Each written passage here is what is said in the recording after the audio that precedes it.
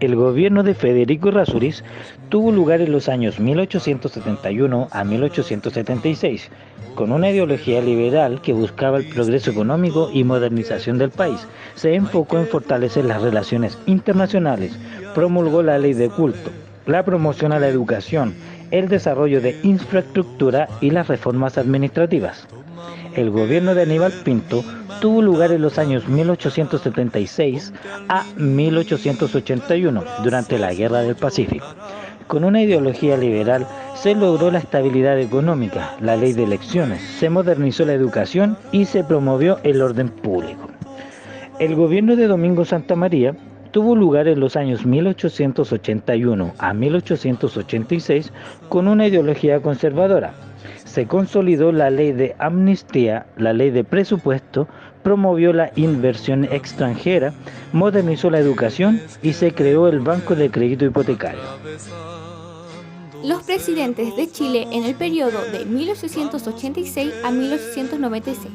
José Manuel Balmaceda Fernández, 1886 a 1891. En su gobierno implementó una serie de reformas políticas y económicas. Esto generó tensiones con el Congreso y la élite política, lo que llevó a la Guerra Civil de 1891, en la cual Balmaceda fue derrotado y se suicidó. Jorge Montt Álvarez, 1891 a 1896.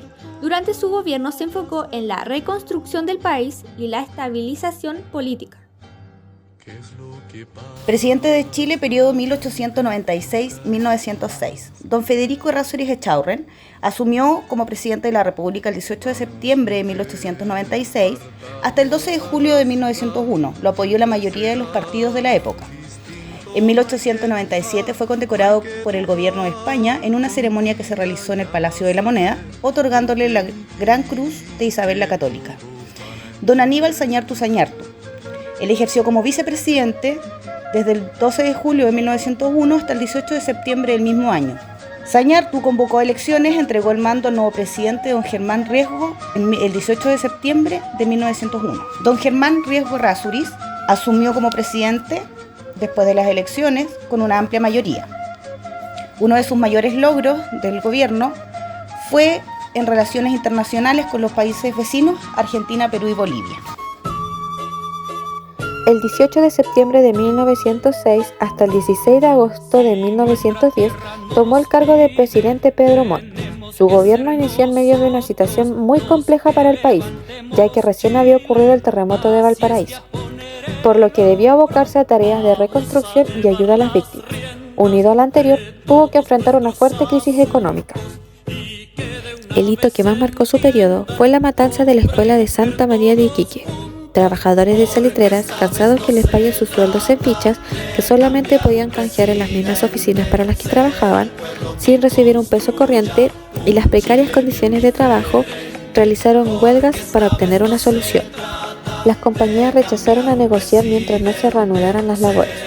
El intendente Carlos Eastman ordenó a los huelguistas abandonar la ciudad el 21 de diciembre, amenazando con aplicar la fuerza si era necesario. Ante la negatividad de los huelguistas a desalojar la escuela Santa María, el 21 de diciembre de 1907, el general Roberto Silva ordenó a sus tropas hacer fuego contra la multitud. En 1910, Pedro Montt falleció sin terminar su mandato.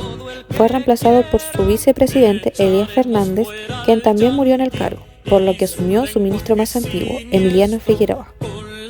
Ramón Barros Lucos, Partido Liberal. Tras la muerte del presidente Pedro Montt, 1906 a 1910, en vísperas de la celebración del centenario de la independencia, una gran convención del Partido Liberal, no poder elegir entre Agustín Edward McClure y Juan Luis Sanfuentes, la Convención Nacional finalmente favoreció a Ramón Barros Luco como hombre de consenso.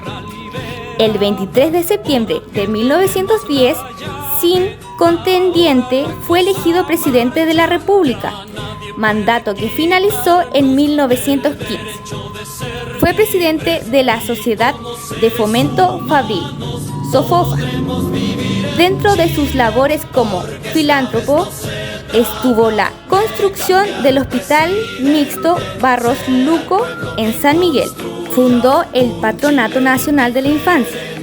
Fue autor de obras jurídicas como Efecto Retroactivo de la Ley, Código Rural y Estudios Económicos. Juan Luis Sanfuentes, demócrata liberal. Juan Luis Sanfuentes fue presidente de Chile desde 1915 hasta 1920. Durante su presidencia se implementaron varios programas y medidas sociales en el país, como la reforma laboral, reforma educativa, reforma sanitaria y la reforma electoral. Estas son solo algunas de las medidas sociales implementadas durante la presidencia de Juan Luis Sanfuentes. Su gobierno se caracterizó por su compromiso con el bienestar de la población y su búsqueda de una mayor justicia social. Arturo Alessandri Palma, Partido Liberal, presidente de Chile en 2 ocasiones. Por primera vez entre 1920 y 1924. Durante su gobierno implementó una serie de reformas sociales y económicas, como la Ley de Jornada de Trabajo, la Ley de Descanso Dominical y la Ley de Contrato de Trabajo. También promovió la educación pública.